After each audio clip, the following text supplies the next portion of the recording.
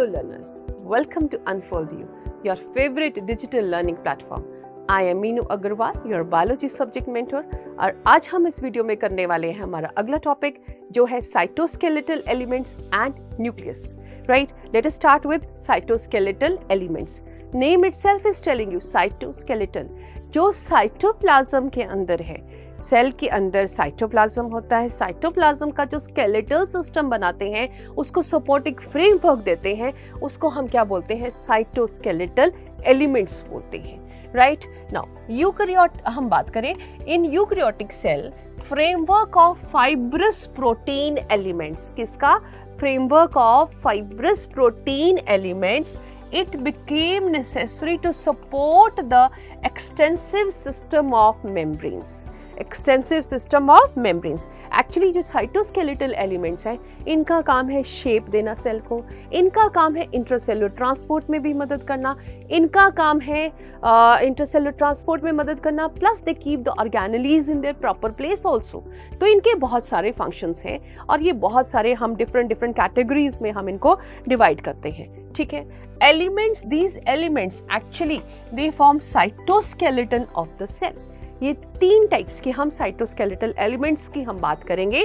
पहला आ गया microtubules. Microtubules क्या होते हैं? Actually they give cell shape and they give mechanical support to the cell. Okay, and they are made up of protein tubulin. ठीक है, protein tubulin की बने हैं. किस तरह के हैं? Actually hollow structures. They are hollow and they are branched. They are hollow branched structures and they form part of centrioles का part है, basal bodies का part है. Right? So they are part of all these structures. Right? So microtubules का काम क्या है? They help in cell division. Right? Spindle formation में help करते हैं during cell division. Right? They help in spindle formation during cell division. Cell division होती है तो दो सेंट्रियोल्स आपस में साइड पे जाते हैं, उनके बीच में स्पिंडल बनती है. तो वो स्पिंडल बनती किसकी वजह से है? Because of microtubules. ठीक है. इसके अलावा they also help in cell plate formation. Cell plate कब बनती है? जब प्लांट सेल में डिवीजन होती है तब ये सेल प्लेट बनती है and it is formed because of microtubules. ठीक है, तो ये क्लियर हो गया माइक्रोट्यूब्यूल्स क्या चीज होती है. Right? Now next we talk about that is microfilaments. Right? Now microfilaments क्या होती हैं? Microfilaments actually they are contractile. अब ये जो microtubules हैं ये non contractile हैं. ठीक है, ये hollow structures हैं, ये branched हैं. ठीक है. अब ये contractile हैं, ये solid हैं और ये अनब्रांच्ड स्ट्रक्चर्स हैं. ठीक है. एंड ये क्या है? Actually they are made up of protein, actin और मसल फाइबर्स की मैं बात करूं. In muscle fibres along with actin another protein which is called myosin, ये दोनों मिलके बनाते हैं माइक्रोफिलामेंट्स जो कि कॉन्ट्रैक्शन ऑफ मसल्स करती है. Right, which help in muscle contraction. Right, so ये हो गई माइक्रोफिलामेंट्स. फिर आ जाए next category that is intermediate filaments. Intermediate filaments क्या है?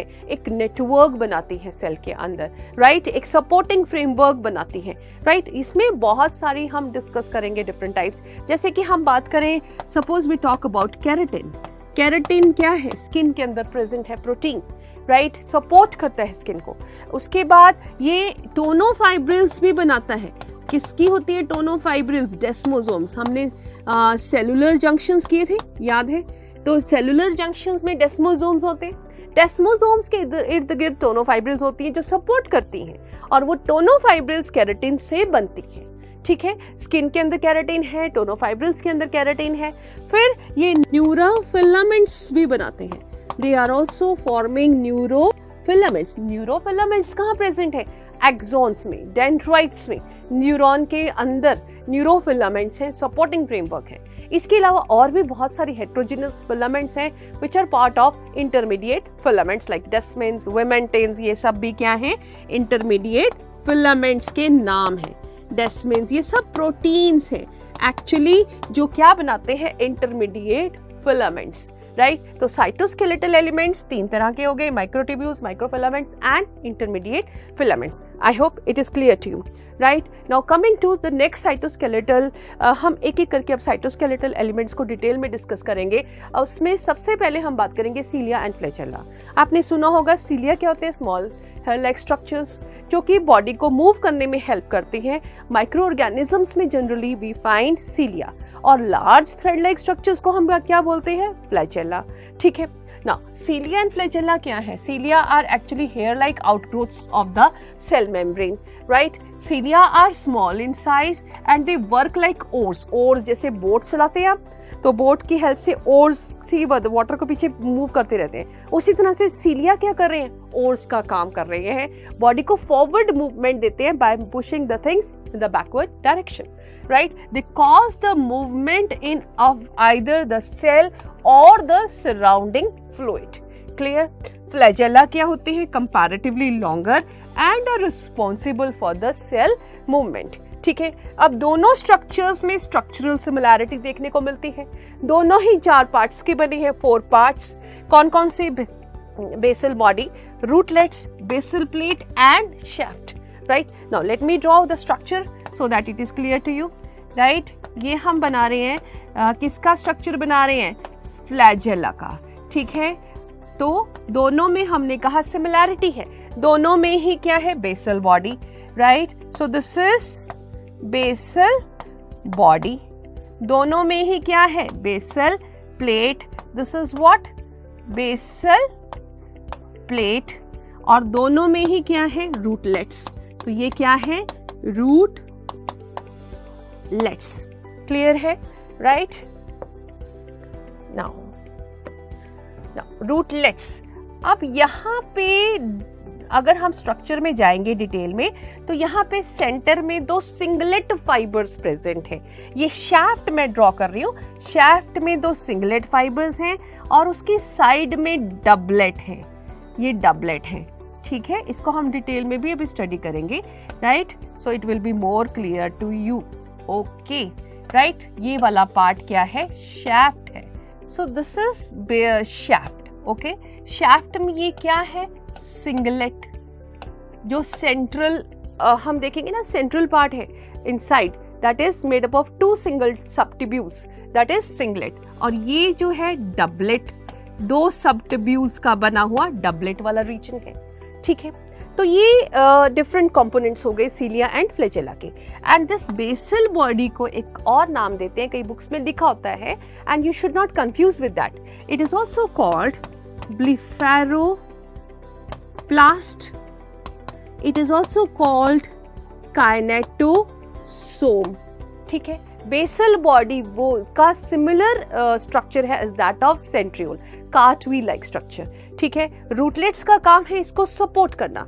बेसल बॉडीज प्लाज्मा मेम्ब्रेन के नीचे लोकेटेड है, okay, and rootlets actually support करती हैं and they arise below the basal bodies. और बेसल बॉडी के ऊपर ये रीजन लोकेटेड है बेसल प्लेट, राइट। और बेसल प्लेट के ऊपर ये अराइज होती हैं doublets, right. These microtubules they arise, right.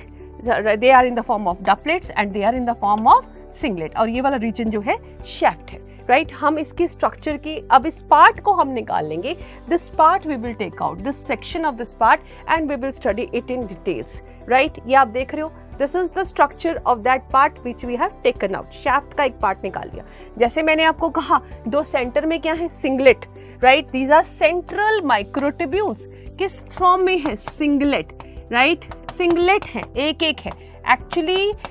जो सीलिया फ्लैजेला में जो माइक्रोट्यूब्यूल्स का अरेंजमेंट है उसको हम 9+2 अरेंजमेंट बोलते हैं। क्या बोलते हैं, 9+2। 9 जो है पेरिफेरल है, ठीक है, बाहर की तरफ है, और ये डबलेट की फॉर्म में है, 2 की फॉर्म में है, और जो 2 है सिंगलेट है, राइट, सेंट्रल पार्ट में लोकेटेड है, ठीक है। 2 सिंगलेट हैं, बाहर पेरिफेरल रीजन में 9 माइक्रोट्यूब्यूल्स हैं जो कि डबलेट की फॉर्म में है, right. And we name them like this, this is A, this is B, this is A, this is B. As you can see, A complete है, बी इज हाफ, राइट अब A वाली microtubule से ये दो arms arise हो रही हैं and these are actually dynein, these are made up of protein dynein. Dynein क्या करता है, हाइड्रोलिसिस कैरी आउट करता है and helps in the synthesis of energy, right. Dynein carries out hydrolysis and provides energy for the movement of cilia and flagella, right. उसके बाद ये जो ए है, A1, this is linked with the B1। A microtubule जो है दूसरे की B के साथ ज्वाइंट है और ये जो A और B के बीच में ब्रिज है, it is made up of nexin protein. AB जो ब्रिज है वो किसका बना है, नेक्सिन प्रोटीन का बना है, ठीक है। फिर सेंटर में आप देख रहे हो दो सिंगलेट माइक्रोट्यूब्यूल्स हैं, एक सेंट्रल शीथ से कवर्ड है, राइट। सेंट्रल शीथ से आप देख रहे हो एक this structure is arising, right, and this structure is called radial spoke। इसको क्या बोलते हैं, रेडियल स्पोक। ये क्या करता है, ए माइक्रोट्यूब्यूल को ज्वाइन करता है with the central sheath, so it joins the A microtubule with the central sheath, right. So I hope it is clear to you. तो ये स्ट्रक्चर है किसका, सीलिया एंड फ्लैजेला का, राइट। आई होप ये clear होना चाहिए। 9+2 arrangement है, 9 peripheral है, डबलेट की फॉर्म में है, 2 सेंट्रल में है, सिंगलेट की फॉर्म में है, उनके इर्द गिर्द एक शीथ है, कवरिंग है, right, which is called central sheath. Now coming to next, that is centrosome. Centrosome क्या चीज है, सेंट्रोसोम किसका बना है, सेंट्रियोल्स का। It is a structure which is formed of actually centrioles।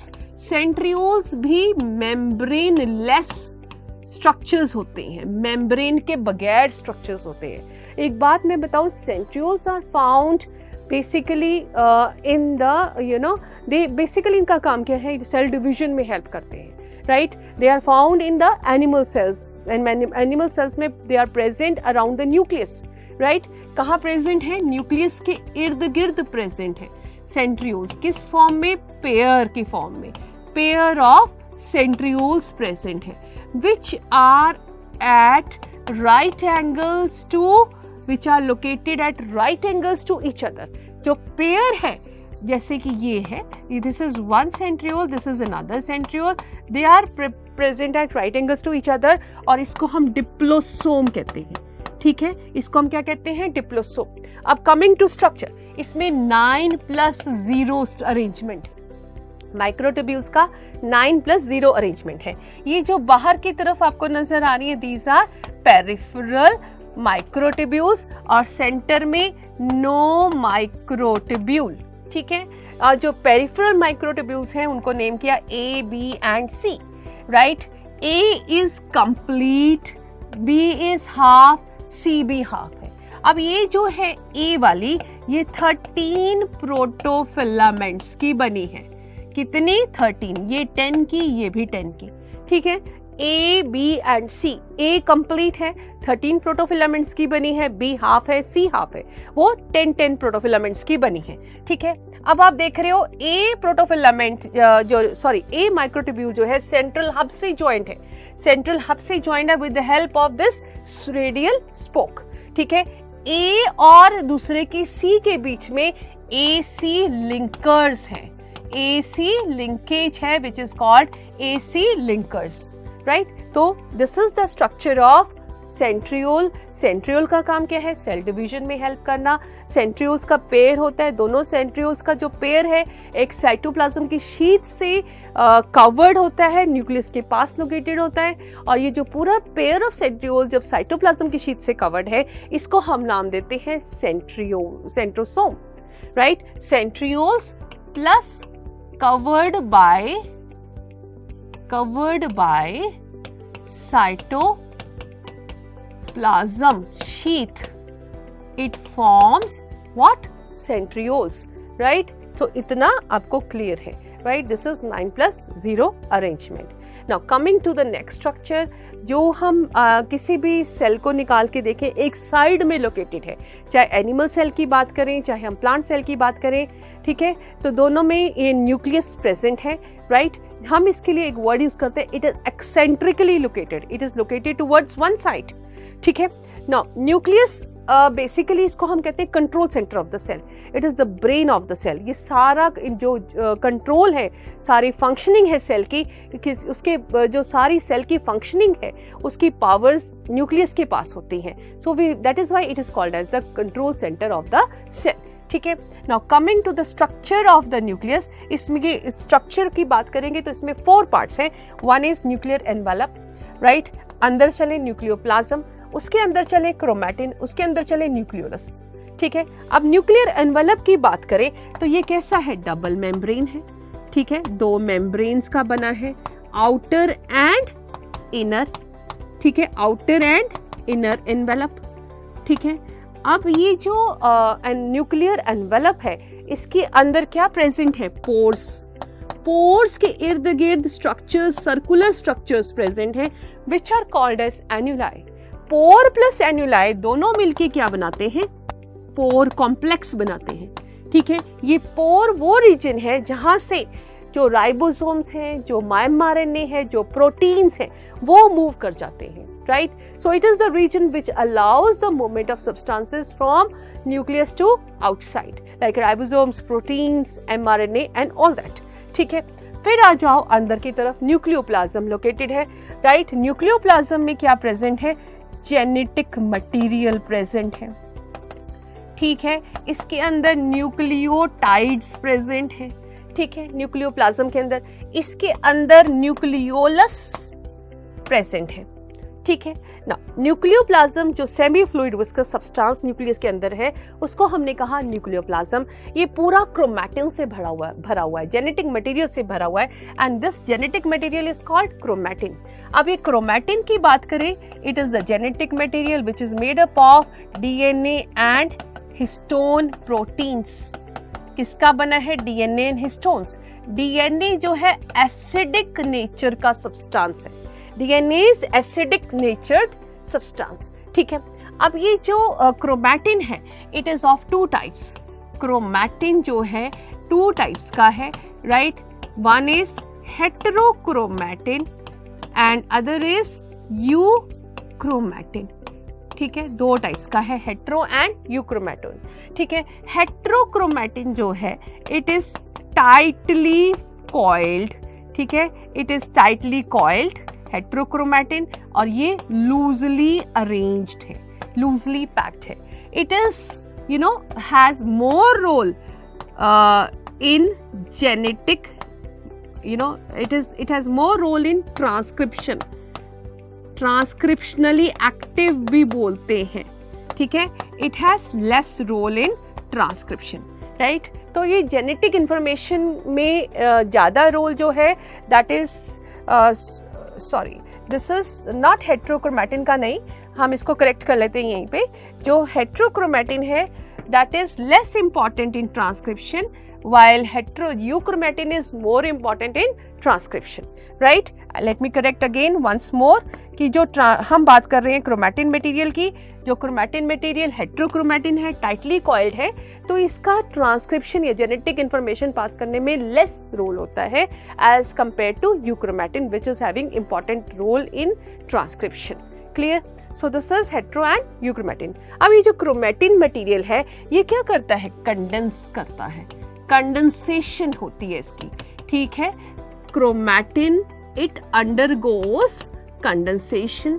तो कंडेंसेशन से ये क्या बनाता है, structures which are called chromosomes. loses water, chromatin loses water, condenses and changes into structures which rod-like structures which are called as chromosomes. chromosomes को हम बहुत अच्छे से देख सकते हैं मेटाफेज स्टेज में। ठीक है, so this is chromatin material, right? So, उसके बाद आ जाओ, एक छोटा सा स्ट्रक्चर प्रेजेंट है न्यूक्लियस के अंदर which is called nucleolus. आपको पता है nucleus is found only in the eukaryotic cells, it is not found in prokaryotic cells, right? It is absent in prokaryotic cells, it is absent in mature RBCs, it is absent in seed tubes of plant cells. ये आपको याद रखना है। ठीक है, अब हम इस पे आते हैं वापस, न्यूक्लियोलस की बात कर रहे थे। ठीक है, न्यूक्लियोलस एक छोटा सा स्ट्रक्चर जो इसमें पाया जाता है न्यूक्लियस में, राइट? एंड इसका काम क्या है, बेसिकली राइबोसोम बनाना। ठीक है, mRNA सिंथेसिस में हेल्प करता है, राइबोसोम बनाता है, mRNA सिंथेसिस में हेल्प करता है। And this structure nucleolus was discovered by, nucleolus किसने डिस्कवर किया? Nucleolus was discovered by Fontana, right. Nucleus किसने डिस्कवर किया? रॉबर्ट ब्राउन ने, ठीक है। न्यूक्लियोलस किसने डिस्कवर किया? फॉन्टाना ने, right. So this is about the structure of nucleus, right? Now coming to next structure, that is chromosomes, right? chromosomes जैसे मैंने आपको बताया, क्रोमैटिन मटेरियल कंडेंस करके थ्रेड लाइक स्ट्रक्चर्स में कन्वर्ट हो जाता है, जिनको हम क्या कहते हैं? क्रोमोसोम्स। अब ये क्रोमोसोम का स्ट्रक्चर आपके सामने है। ये जो बाहर प्रोटीन वाली कवरिंग है, इसको हम क्या कहते हैं? पेलिकल। पेलिकल के अंदर आ जाओ, this is chromatin material, right. Genetic material है in the form of chromatin, ठीक है। जहां ये क्रोमैटिड्स जो आर्म्स हैं, ये जो 2 आर्म्स हैं, इनको हम क्या कहते हैं? क्रोमैटिड्स, ठीक है। आर्म्स जुड़ती हैं, उस रीजन को हम क्या कहते हैं? सेंट्रोमेयर। सेंट्रोमेयर या फिर प्राइमरी कंस्ट्रिक्शन भी कहते हैं, ठीक है। और इस प्राइमरी कंस्ट्रिक्शन के इर्द गिर्द प्रोटीन डिस्क्स होती हैं, प्रोटीन डिस्क्स प्रेजेंट होती हैं, और इन प्रोटीन डिस्क्स को हम क्या कहते हैं? काइनेटोकोर कहते हैं, ठीक है, right. So this is the structure of chromosomes. अब आप कहेंगे ये सैटेलाइट क्या चीज है, ठीक है। पहले तो जहां एक्चुअली 2 कंस्ट्रिक्शंस होती है कई क्रोमोसोम्स के अंदर, एक तो प्राइमरी कंस्ट्रिक्शन जहां पे दोनों आर्म्स जुड़ती हैं, और थोड़े से डिस्टेंस पे चले जाओ, कई बार एक सेकेंडरी कंस्ट्रिक्शन भी देखने को मिलती है, ठीक है। एक और कंस्ट्रिक्शन प्रेजेंट होती है जिसको हम क्या कहते हैं? Secondary constriction. और उसके जो भी रीजन अवे फ्रॉम, अपार्ट, जो सेकेंडरी कंस्ट्रिक्शन से अपार्ट फ्रॉम दैट, जो उसके आगे का रीजन है, सेकेंडरी कंस्ट्रिक्शन के आगे का रीजन जो है, उसको हम क्या बोलते हैं? सैटेलाइट। और इस तरह के क्रोमोसोम्स को हम सैट क्रोमोसोम्स भी कहते हैं, ठीक है। जिनके अंदर सैटेलाइट होती है उसको हम सैटेलाइट, सैट क्रोमोसोम्स कहते हैं। अब ये जो क्रोमोसोम्स के एंड्स हैं, इनको हम क्या कहते हैं? टीलोमेयर्स, ठीक है, ठीक है। कुछ क्रोमोसोम्स के अंदर सैटेलाइट प्रेजेंट होती है, सबके अंदर नहीं होती, जिसको हम क्या बोलते हैं? Satellite chromosomes, right. Secondary constriction is also called NOR, nucleolar organizing region भी इसको कहते हैं। I hope it is clear to you, right. ये है structure of chromosomes, right. Now, chromatin material changes into chromosomes during active cell division. It consists of DNA and histones, right? Every chromosome has primary constriction, which is called centromere, on the sides of which kinetochores are present. Kinetochores मैंने कहा protein discus हैं जो कि help करती है chromosome को attach करने के लिए टू द स्पिंडल फाइबर्स। अब ये जो है डिफरेंट टाइप्स ऑफ क्रोमोसोम्स हैं which are on the basis of centromere, location of centromere. अगर तो सेंट्रोमेयर सेंटर में प्रेजेंट है तो इनको हम कहेंगे मेटासेंट्रिक क्रोमोसोम्स, ठीक है। These are called metacentric. अगर it is away from the centre, these are called sub metacentric chromosomes, ठीक है। और अगर जो है टर्मिनल एंड के पास आ गई, राइट, अगर ये centromere it is near to the terminal end, these are called acrocentric chromosome. और अगर ये टर्मिनल एंड के बिल्कुल ही पास प्रेजेंट है, just at the terminal end only, it is called telocentric. I write again, telocentric chromosomes, ठीक है। अब ये हो गए different type of chromosomes on the basis of centromere, right. I hope that is clear to you. Now coming to next topic, that is small bodies जो nucleus, जो cell के अंदर मिलती हैं, they are called microbodies. Microbodies actually concern है किसके साथ? Fat oxidation के साथ, पेरोक्साइड सिंथेसिस के साथ कंसर्न है, right. So what are these? These take part in various biochemical reactions in the cell. Microbodies इसलिए कहा क्योंकि ये बहुत स्मॉल स्फेरिकल स्ट्रक्चर्स होते हैं। The enzymes which are present in microbodies, they carry out various reactions, essential reactions, जैसे कि breakdown of fats, amino acids, alcohol, etc. They are also involved in photorespiration in plants. Detoxification of peroxides occurs in the microbodies. नाम है, examples हैं microbodies के, galaxosomes, peroxisomes, all these are present in the microbody families. और vertebrates में microbodies ज़्यादातर कहाँ मिलेंगी? Liver and kidneys में, राइट? दो तरह की माइक्रोबॉडीज की हम बात करेंगे, पेरोक्सिसोम्स एंड गैलोक्सिसोम्स। पेरोक्सिसोम्स क्या चीज़ है? मेम्ब्रेन बाउंड स्ट्रक्चर्स हैं, बेसिकली कहाँ मिलेंगे? यूकैरियोटिक सेल्स में। इनका काम क्या है? वेरियस ऑक्सीडेटिव प्रोसेसेस में हेल्प करना, ठीक है? Glyoxysomes, as the name itself tells you, galaxisomes they help in the oxidation of some carbohydrate like material convert करते हैं, किसको? fats को carbohydrates में convert करते हैं, right? They are prevalent in the germinating seeds, in the fat storing tissues also, and their function is to convert fatty acids into carbohydrates. They are present in plants and fungi, right? तो ये हो गई बात किसकी? Microbodies की. Now let us try to answer some of the questions based on our studies. ठीक है? Now what are galaxisomes? Galaxisomes are what? They are the small microbodies which are present in plants and other organelles, and their function is to convert the fats into carbohydrates. What is the function of nucleolus? Nucleolus का क्या काम है? It helps in synthesis of mRNA and ribosomes, right? Next question is, give importance of centromere. Centromere का क्या important role है? It is the region where the two arms of the chromosomes they unite, right? It is the region where the two chromatids of the chromosomes they join. So that is centromere. I hope this is clear to you. That's all about this video. We will come again with another interesting video very shortly. Till then, keep learning, keep sharing, and goodbye.